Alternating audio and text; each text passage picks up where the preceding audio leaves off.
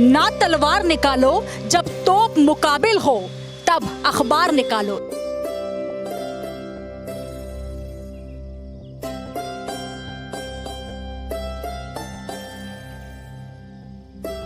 अकबर इलाहाबादी की ये पंक्तियां उन तमाम परिप्रेक्ष्य में, संदर्भ में सारगर्भित होती हैं जो कि आज़ाद हिंदुस्तान और उस समय जब भारत गुलामी की बेड़ियों पे जकड़ा हुआ था, तब उस समय इनकलाबी शायर ने ये पंक्तियां दी और सबसे ज्यादा उसमें महत्व रहा कलम का। जी हाँ, आज हम ऐसे ही ज्ञान तीर्थ में खड़े हुए हैं जो कि सप्रे संग्रहालय के नाम से जाना जाता है, जो कि मध्य प्रदेश भोपाल में स्थित है। आज हम आपको वो तमाम पन्ने इतिहास के पलट कर दिखाएंगे और वो तमाम अखबार आपको दिखाएंगे जो कि पत्रकारों ने अपनी कलम, अपनी लेखनी को खून में भिगो कर लिखा था। तो आइए सबसे पहले मैं आपका परिचय करा देती हूँ। हमारे साथ इस वक्त मौजूद हैं सप्रे संग्रहालय के संरक्षक और इस पूरी आधारशिला को रखने वाले आदरणीय पद्मश्री श्री विजय दत्त श्रीधर जी। और सबसे पहले उनका परिचय कराते हुए मुझे बहुत कहीं ना कहीं एक गर्व की अनुभूति हो रही है। इन्हें पत्रकारिता का अध्येता भी कहा जाता है। तमाम ऐसे पत्रकार हैं जो आपसे सीखते हैं, समझते हैं और इतिहास के पन्नों को जानते और समझते हैं। सर, इंडिया हेड में आपका बहुत बहुत स्वागत है। बहुत बहुत धन्यवाद।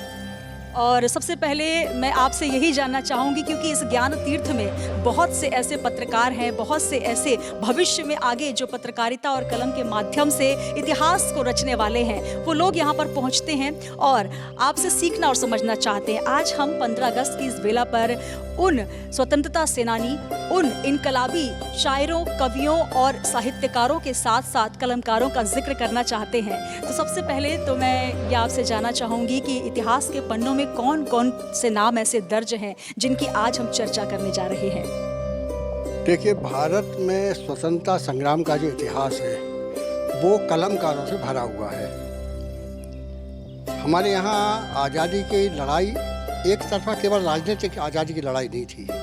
ये इसके 4 आयाम थे। एक राजनीतिक आज़ादी, दूसरा समाज सुधार, तीसरा स्वदेशी और स्वावलंबन और चौथा आधुनिक ज्ञान विज्ञान की शिक्षा का भारतीय शिक्षा प्रणाली में समावेश। और इन चारों आयामों को लेकर जो हमारे महानायक काम कर रहे थे, संघर्ष कर रहे थे, वो सभी, लगभग सभी, वो या तो स्वयं संपादक थे, अपने समाचार पर वो अपनी पत्रिकाएं या अखबार निकाल रहे थे, या वो जो समाचार पत्र निकल रहे थे उनमें लगातार लिख रहे थे। और एक दिलचस्प तथ्य उसमें यह भी है कि ये अखबार भारतीय भाषाओं के अखबार थे, भारतीय भाषाओं के समाचार पत्र पत्रिकाएं थी, जिनमें प्रकारांतर से आज़ादी की लड़ाई और इन बाकी 4 आयामों के बारे में जन जागरण का काम किया गया।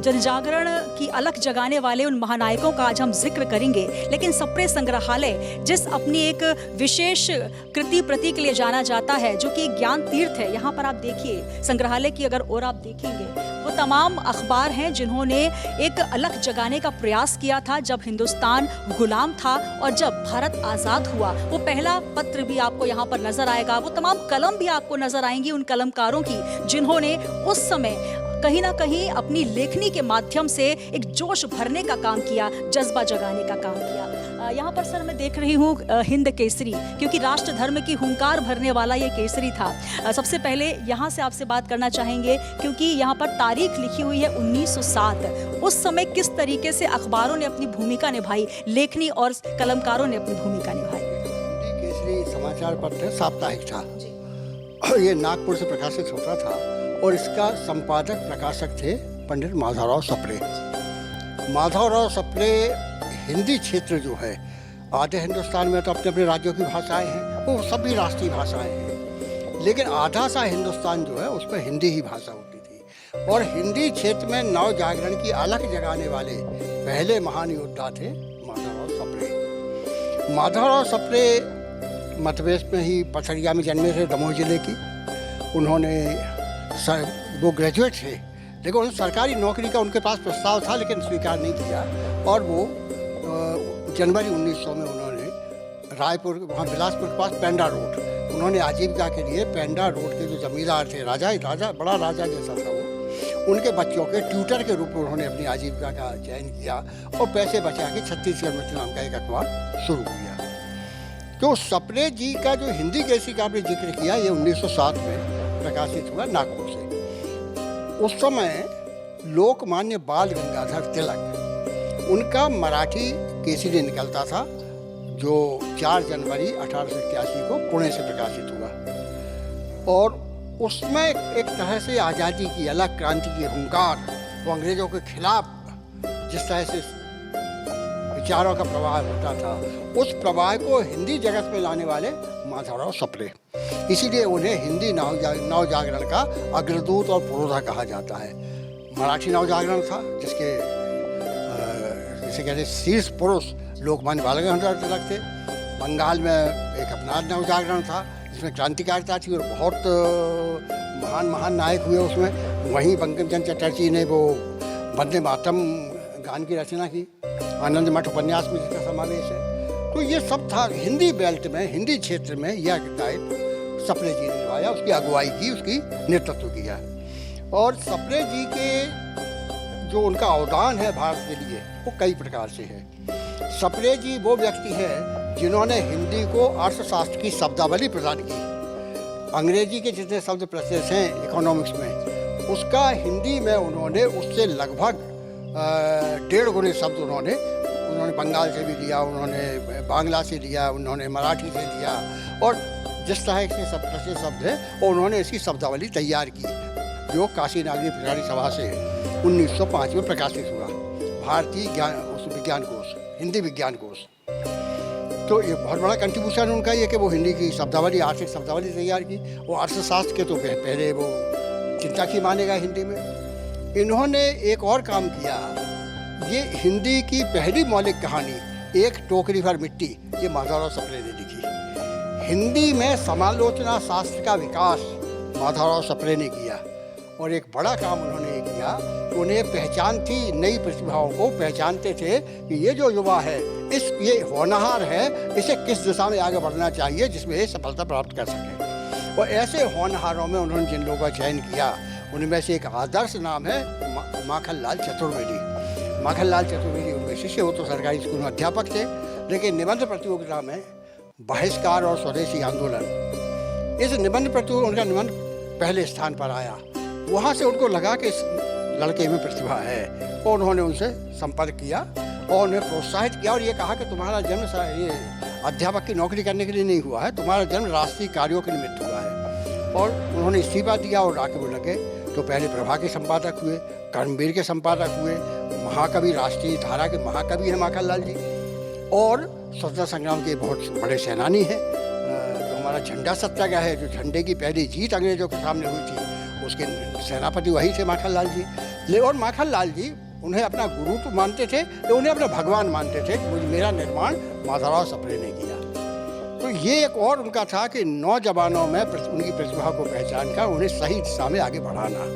उसमें द्वारका प्रसाद मिश्र थे, उसमें सेठ गोविंदास को उन्होंने आगे बढ़ाया, उन्होंने मावली प्रसाद श्रीवास्तव, ऐसे सैकड़ों लोग हैं। क्योंकि माधवराव सप्रे फिर एक समय में हिंदी साहित्य सम्मेलन, इसका सभापति का आसन सुशोभित करना, ये हिंदी में सबसे बड़े गौरव की बात मानी जाती थी। तो 1924 में देहरादून अधिवेशन जो हुआ था हिंदी साहित्य सम्मेलन का, उसकी सभापति माधवराव सप्रे थे। बिल्कुल, तो बहुत कुछ है बताने के लिए। माधवराव सप्रे जी जो कि कर्मयोगी हैं और भारतीय नव जागरण के कृतिव्रती माने जाते रहे हैं। मध्य प्रदेश में जन्मे और देखिए बिलासपुर जाकर उन्होंने क्रांति की वहां से अलख जगाई। एक छोटी सी जगह जहां संसाधन भी नहीं उपलब्ध थे, वहां से उन्होंने लेखन का कार्य प्रारंभ किया, एक पत्रिका निकाली। बहुत कम संसाधन हुआ करते थे उस समय, लेकिन उसके बाद भी आप देखिए आजाद हिंद की इबारत में एक बड़े नाम के तौर पर जाने जाते हैं। सप्रे जी के बारे में सर बहुत अच्छी जानकारी दे रहे हैं, लेकिन आइए हम आपको दिखाते हैं इतिहास के पन्नों से किस तरीके से शुरुआत हुई माधवराव सप्रे जी की और क्या क्या योगदान रहा हिंदुस्तान की आजादी के लिए माधवराव सप्रे जी का। तो 14 अगस्त की वो रात्रि जब हिंदुस्तान सुबह की स्वतंत्र फिजा में सांस लेने वाला था। ये आप जो अखबार देख रहे हैं सप्रे संग्रहालय में, इंडिया इज फ्री टुडे, ये तमाम हेडलाइंस आप देखिए, जहां पर दैनिक प्रताप, राष्ट्रवाणी, राष्ट्रवादी दैनिक, हिंदुस्तान टाइम्स, और ये देखिए जहां पर ये लिखा हुआ है कि दास्ता के बाद भारत में स्वतंत्रता का ये पहली सुबह है। तो ये वो अखबार हैं जिनको हमने तो नहीं देखा, लेकिन आज हम आपको सप्रे संग्रहालय के माध्यम से दिखाने जा रहे हैं और इसके बारे में तमाम जानकारी हम हासिल करेंगे श्रीदत्त जी से। श्रीदत्त जी, जो ये अखबार हम देख रहे हैं, ये वो अखबार हैं जिनको संभाल कर सहेज कर आपने रखा है। इनके विषय में बताइए कि कब कब किस तरीके से ये अखबार निकले। यहाँ पर राष्ट्रपिता महात्मा गांधी जी भी नजर आ रहे हैं, वंदे मातरम का यहाँ पर नारा लिखा हुआ है और पूरी उनकी कविता लिखी हुई है। ये तमाम चीजें हम समझना चाहेंगे सुप्रिया जी से। देखिए, अखबार को ये भी माना जाता है कि जब हम अखबार की इबारत पर नज़र डालते हैं तो उस क्षण की, कोई अखबार उस समय के जब वो घटना हो रही थी तो उसका एक तात्कालिकता होती है, उसका जो रोमांच होता है उसे इस अखबार की इबारत में महसूस किया जा सकता है। बाद में इसके विषयों में सैकड़ों ग्रंथ, हजारों ग्रंथ लिखे गए, लेकिन उनमें वो थ्रिल, वो रोमांच नहीं होगा जो इनमें है। तो इसलिए कहते हैं कि इतिहास के रूबरू खड़े होने के अवसर समाचार पत्र तत्समसामयिक उस समय के समाचार पत्र हमें उपलब्ध कराते हैं। जैसे आप देखें, लीडर है, ये बहुत महत्वपूर्ण अखबार है और उसका शीर्षक है इंडिया इज फ्री टुडे। अब उस समय कोई ऑफसेट का ज़माना था नहीं, 1947 की 15 अगस्त का अखबार है, तो अब उस समय ब्लॉक बना करते थे और ब्लॉक बन के छपा करते थे ये। तो उस समय उन्होंने प्रतीक क्या बनाया आज़ादी का? एक झंडा लहरा रहा है और परी एक बिगुल बजाते हुए। परी तो अपन मानते हैं कि आकाश में उड़ती है उन्मुक्त रूप से, तो उन्मुक्तता के प्रतीक को किस तरह से उन्होंने दिखाया, ये देखिए आप ये देखिए, इसमें लिखा है ये 1000 वर्षों के बाद भारत में स्वाधीनता हो गया। ये वीर अर्जुन नाम के अखबार की है। ये दैनिक प्रताप, जिसे संपादक संस्थापक बड़े योद्धा पत्रकार गणेश शंकर विद्यार्थी, संपादकों में आदर्श, ये उनका अखबार है। लेकिन यद्यपि उस समय वो नहीं थे, जब ये अखबार आज़ादी मिली उस समय इसके संपादक थे बालगंज शरण नवीन। और उस समय देखिए आप, हिंदुस्तान हमारा है, वो नवीन जी की कविता ही छपी उसमें एक, हिंदुस्तान, ये भारत स्वतंत्र, राष्ट्रवाणी, यहाँ आप देखिए ये statesman, inauguration of two dominion, ये चलेगी। अब ये तो चल रहे हैं, लेकिन आप साथ में देखेंगे कि यहाँ आपको डान नाम के एक अखबार की भी प्रति है 15 अगस्त 1947 की। डान पाकिस्तान का सबसे बड़ा अखबार आज भी निकल रहा है।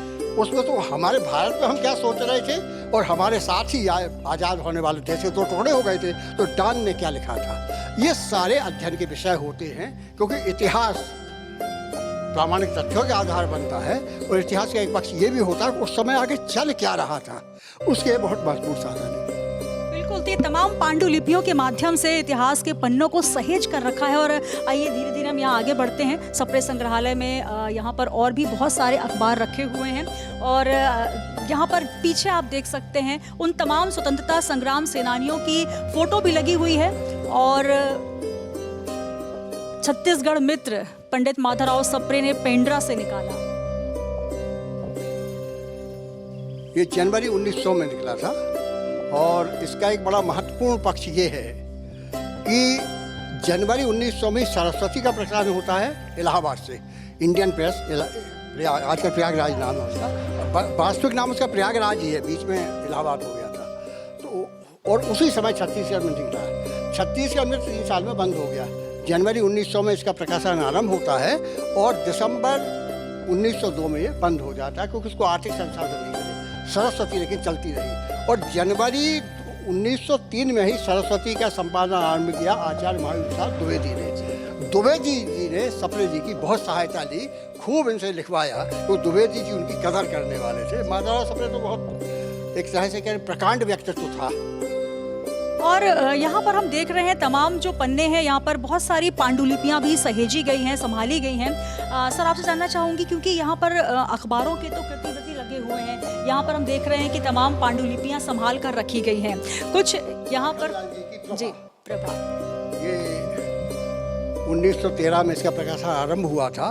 1916 तक तो ये खंडवा से ही निकला, माखनलाल जी उसके संपादक थे। फिर कुछ दिन बंद रही और उसके बाद ये प्रताप कार्यालय कानपुर से प्रकाशित हुई और उसके संपादक विद्यार्थी जी भी रहे, बाद में नवीन भी रहे। और इसका जो झंडा अंक है वो तो बड़ा ऐतिहासिक महत्व का, उस समय जब्त हो गया था वो। तो काफ़ी कविताओं के माध्यम से, साहित्य के माध्यम से जो आज़ादी है उस पे हमने एक अलग जगाने का प्रयास किया। हमारे जो तमाम स्वतंत्रता संग्राम सेनानी थे, जिसमें बाल गंगाधर तिलक, माधवराव सप्रे जी, और साथ ही अगर बात करें लोकमान्य तिलक जी के अनुयायी रहे हैं सप्रे जी। एक बहुत बड़ा उनका योगदान रहा है सर सप्रे जी के इस पूरे अगर लड़ाई को हम देखें, क्योंकि एक बहुत छोटी से जगह से उन्होंने अपना कार्य प्रारंभ किया और हिंदुस्तान की आज़ादी तक वो लेकर गए। तो वहाँ से हम जानना चाहेंगे कि किस तरीके से योगदान, और एक एक पन्ने को हम यहाँ देख भी पा रहे हैं। तो आइए हम इतिहास का भी पन्ना पलटते हैं। इसमें तिलक महाराज के जो वास्तविक उनका जो अवदान है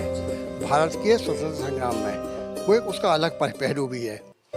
जब 1857 की पहली क्रांति विफल हुई, पहला स्वतंत्रता संग्राम विफल हुआ, तो भारत में तो दमन बहुत किया अंग्रेजों ने, प्रताड़ित बहुत किया, हथियार जब्त कर लिए और पूरे देश को निहत्था कर दिया। एक आर्म्स एक्ट बनाया गया जिसमें भारतीयों को हथियार रखने की स्वतंत्रता नहीं थी। तो एक निहत्था देश कैसे करे, मनोबल टूटा हुआ दमन के कारण। लेकिन तिलक महाराज जब हुंकार लगाई कि आज़ादी हमारा जन्मसिद्ध अधिकार है, हम स्वतंत्रता प्राप्त करके रहेंगे, तो ये हुंकार ने एक नई चेतना भरी थी और उसके कारण एक नया वातावरण स्वतंत्रता संग्राम का बना, देश भर में एक नई जागृति आई और उसको हिंदी क्षेत्र में आगे बढ़ाने का काम सप्रे जी ने किया।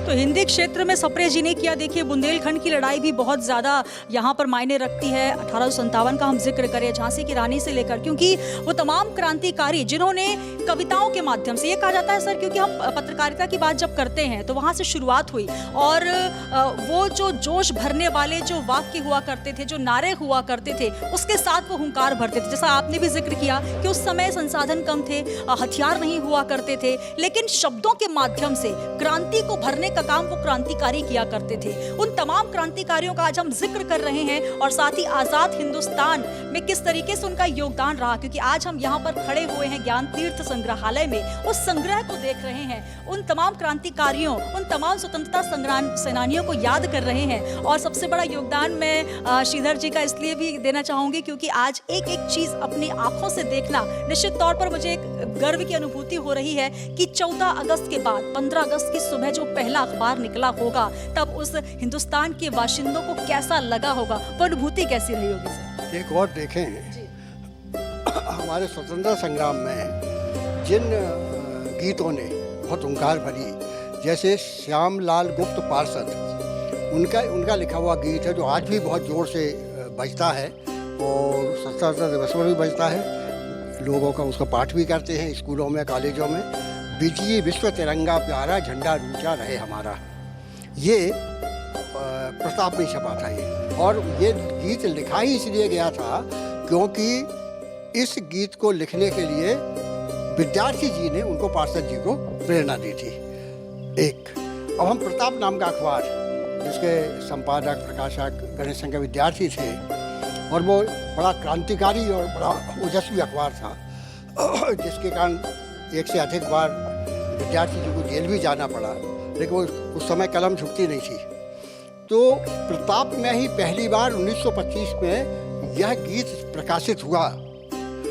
बुंदे ले हर बोलो के मोह हमने सुनी कहानी थी, खूब लड़ी मर्दानी वह तो झांसी वाली रानी थी। तो झांसी वाली रानी को अमर करने का काम तो किया प्रताप ने और इस कविता ने, लेकिन इस कविता ने हिंदुस्तान में आज़ादी की एक हिलोर पैदा की, एक जोश पैदा किया, क्योंकि उस कविता इतनी ओजस्वी थी कि सुभद्रा कुमारी चौहान की बाकी कविताएं उसके आगे गौड़ पड़ गईं और यही एक तराना बन गया, आज़ादी की तराना बन गई थी। तो ये इसमें हुआ। अब आप यहाँ देखें, गांधी जी हमारे भारत में जो महानतम संपादक माने जाएंगे उनमें से एक महात्मा गांधी। महात्मा गांधी ने तो लेटर टू एडिटर लिखा करते थे, टाइम्स ऑफ इंडिया में भी छपते थे उनके, यहाँ से शुरू किया था। गांधी जी ये मानते थे कि हमें जो कुछ करने हम जा रहे हैं, जनता तक उसको, उसकी भावभूमि को पहुँचाने का काम हम पहले समाचार पत्रों के माध्यम से करते हैं। तो गांधी जी का चाहे यंग इंडिया हो, चाहे नवजीवन हो, चाहे हरिजन हो, इन्होंने वही काम किया। तो उस और गांधी जी ने अपने विचारों का विस्तार करने के लिए समाचार पत्रों को माध्यम बनाया।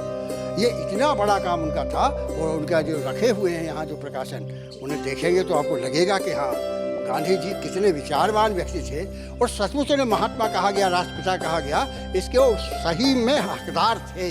उनका सब बहुत बड़ा अवदान इस देश के लिए है। सर ने जिक्र किया और साथ ही देखिए 14 अगस्त की रात थी तब, क्योंकि आज़ादी के बाद 14 तारीख जो होती है वो पाकिस्तान के लिए स्वाधीनता, उनके लिए एक आज़ादी की नई सुबह लेकर आया, और 15 अगस्त जो था वो हिंदुस्तान के लिए।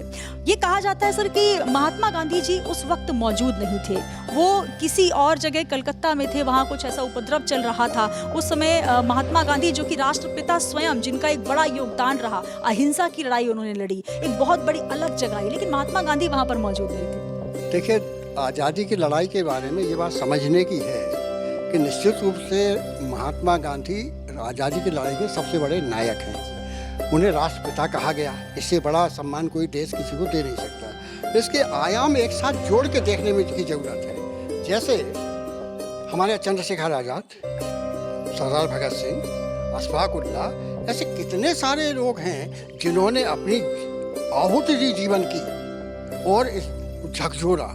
वो ये लोग भी जानते थे कि 2 जगह बम पटाखे फोड़ने से या 10 लोगों को मार डालने से देश आज़ाद नहीं होगा, लेकिन वो जो अंग्रेज हमको गुलाम बनाने वाली जो अंधी गूंगी बहरी सरकार थी उसको जगाना चाहते, झकझोरना चाहते थे, और इनके उस कृतित्व से अंग्रेज हुकूमत के मन में दहशत भरती थी, उनके मन में भय का संचार होता था। उसके कारण एक बात, फिर जब इनकी जीवन की आहुति होती थी तो जनता को प्रेरणा मिलती थी, इन्होंने अपना जीवन कुर्बान कर दिया हमें आज़ाद करने के लिए, तो हमें भी कुछ करना है। तो इन क्रांतिकारियों का ही बहुत बड़ा योगदान है। हमारे यहाँ आदिवासियों का भी विद्रोह चलता रहा साथ साथ। भाई जो बिरसा मुंडा हैं उनको भगवान बिरसा ही कहा जाता है, वो हमारे एक बड़े नायक थे, जनजाति योद्धा थे वो आज़ादी की लड़ाई के।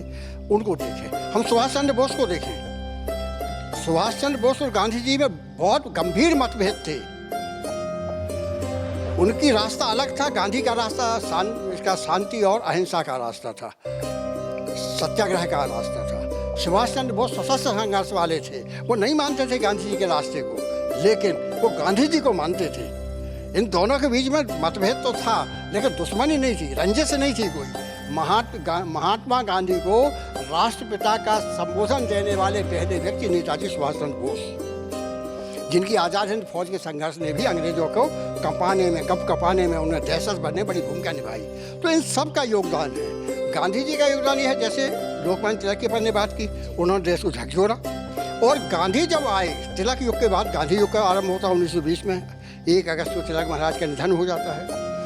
और गांधी जी ने फिर आज़ादी की लड़ाई को, पहले कांग्रेस जो करती थी वकीलों की तरह लड़ाई लड़ती थी, क्या कलेक्टर को ज्ञापन दे दिया, वो जाके कमिश्नर को ज्ञापन दे दिया, राज्यपाल को, गवर्नर को ज्ञापन दे दिया, इससे नहीं हुआ कुछ। गांधी जी ने जब आंदोलन की कमान संभाली तो गांधी जी ने इसको जनता का आंदोलन बनाया, महिलाओं को जोड़ा, नौजवानों को जोड़ा, विद्यार्थियों से कहा सरकारी कॉलेज स्कूल छोड़ो, वकीलों से कहा अंग्रेजों की अदालतों में पैरवी करना छोड़ो, और एक सारा देश एक साथ उठ खड़ा हुआ। वो गांधी जी का सबसे बड़ा योगदान था, आज़ादी की लड़ाई को जन आंदोलन बनाना, और उसके कारण हमारी सफलता बढ़ गई। तो आज़ादी जी, आपने भारतेंदु हरिश्चंद्र, अब भारतेंदु हरिश्चंद्र ये तो आखिरी जो खड़ी बोली हिंदी है उसके जनक ही माने जाते हैं। इनकी कविताओं, इनके नाटक देखें, भारत दुर्दशा देखी ना जाई, वो था अंधे नगरी चौपट राजा जैसे इनके वो हुआ करते नाटक, और उसमें था। अब नीचे आपको एक यहाँ ग्रंथ दिखा मिल रहा 3 खंडों का, ये भारत में अंग्रेजी राज, ये 1928 में प्रकाशित हुआ था, और इसको जब्त किया, छपते ही जब्त कर लिया सरकार ने।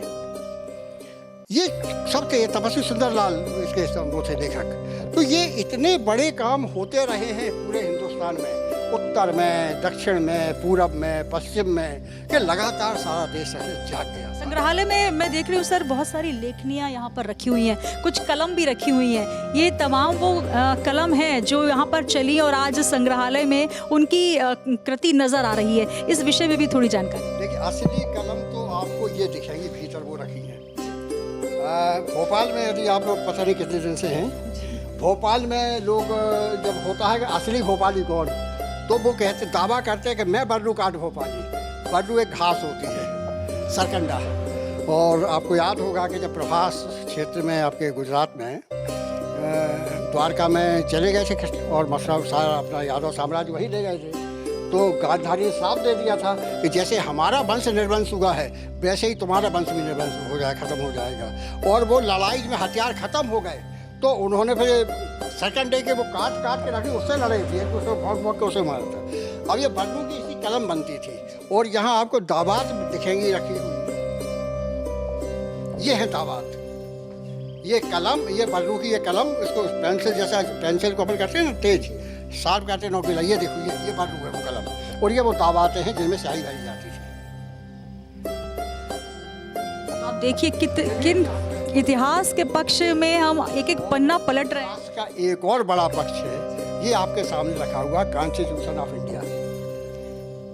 जब ये 1946 से 1950 तक, बल्कि 1949 तक, 26 नवंबर को आखिरी बैठकें हुई थी, 25-26 नवंबर से। तो जब ये इतिहास लिखा है तो इतिहास की जो मूल प्रति है वो तो हाथ से लिखी गई है, वो हाथ से लिखी गई है और वो वहाँ आपके नेशनल आर्काइव में उसमें सुरक्षित है, ऐसी जो खराब ना हो पन्ने उस तरीके वैज्ञानिक तरीके से। लेकिन ये उसी की जो संविधान सभा के सदस्य थे उनके लिए जो पहली प्रतियां छपी थी उनमें से एक कापी है, और ये कापी थी हरि विष्णु कामत साहब की। हरि विष्णु कामत भारतीय संविधान सभा के सदस्य थे, बाद में हमारे यहाँ होशंगाबाद जो आज का नर्मदापुरम कहलाता है, यहाँ से मेंबर ऑफ पार्लियामेंट भी रहे कई बार। तो उनकी ये प्रति है, ये प्रति उन्होंने सविता वाजपेयी जी को, जो भोपाल में बहुत बड़ी जो सामाजिक कार्यकर्ता है और महिलाओं की सबसे बड़ी चिंतक रही हैं, वो सक्रिय रही हैं, और उन्हें उनने कामत साहब ने भेंट की थी, उन्होंने सफेद संग्रह भेंट कर दी क्योंकि ये इतिहास की धरोहर है, तो ये यहाँ आ गई। बिल्कुल, तमाम धरोहरों का जिक्र सर ने किया। बहुत बहुत आभार सर हमारे साथ जुड़ने के लिए।